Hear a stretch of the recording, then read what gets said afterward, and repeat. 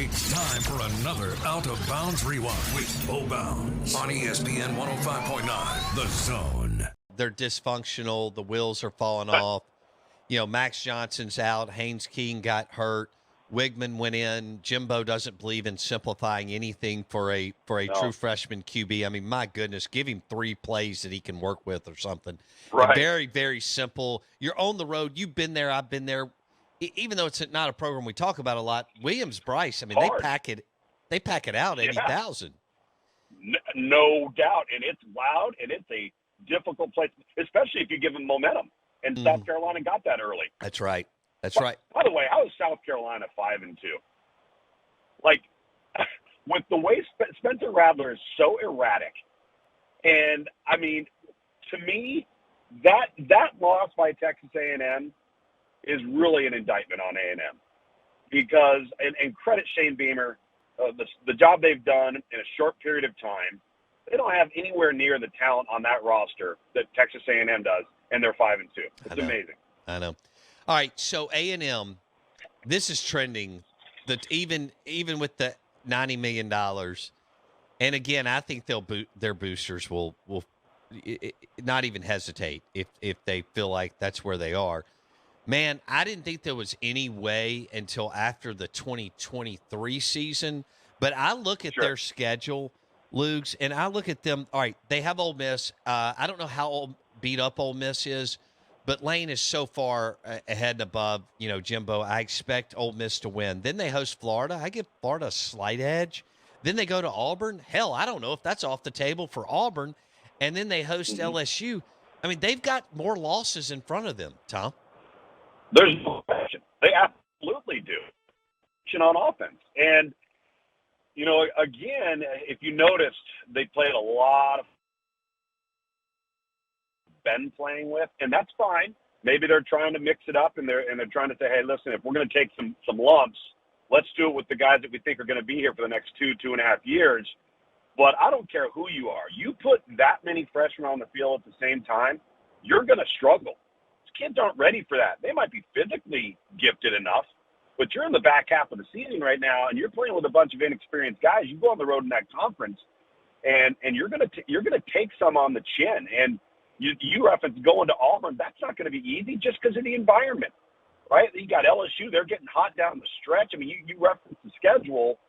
I mean, it's daunting. And when I say that, not necessarily because everybody else is just a college football playoff participant, but because they can't seem to get off the mat and get the length of their pinky finger on offense. No.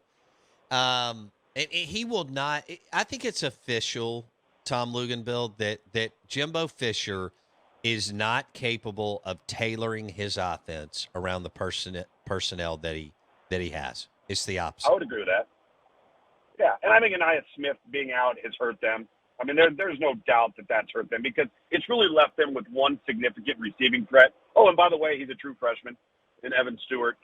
So I think that has hampered the offense a little bit. But, no, you're right. I mean, Connor Wigman is a really talented guy. Everybody and their brother recruited him. Maybe the most productive quarterback in high school in the state of Texas last year. Very, very good. And if you're going to play with him, give him a shot. Like, give him a chance to actually succeed. And listen, not everybody's Jameis Winston. Jameis Winston won the Heisman Trophy as a first-round draft pick probably for a reason. Maybe he was able to handle things as a redshirt freshman that the vast majority of redshirt freshmen can't handle.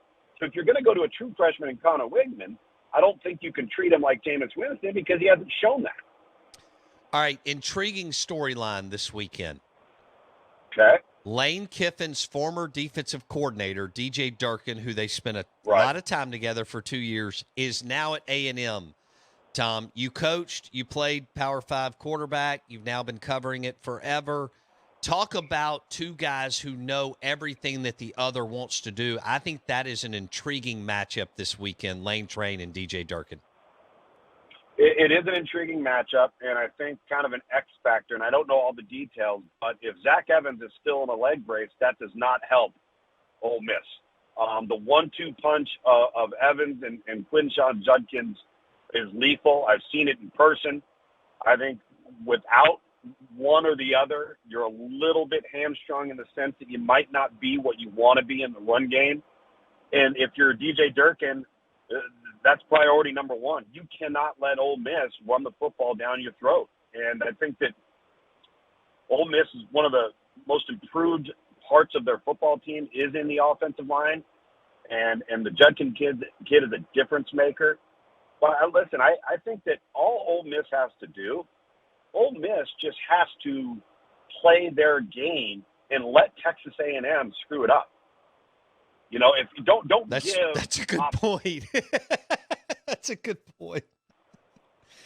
Yeah, I expect Jimbo. I don't know if Durkin will. I think he'll come up with a good game plan. And Sure. that doesn't mean that he'll stop Kiffin by any stretch, but they'll probably give the offense some opportunities. But no, I tend to agree with you that Jimbo could royally screw this up. Don't miss one moment of the Out of Bounds Show with Bo Bounds. Weekdays, 7 a.m. till 10 a.m. on ESPN 105.9. The Zone.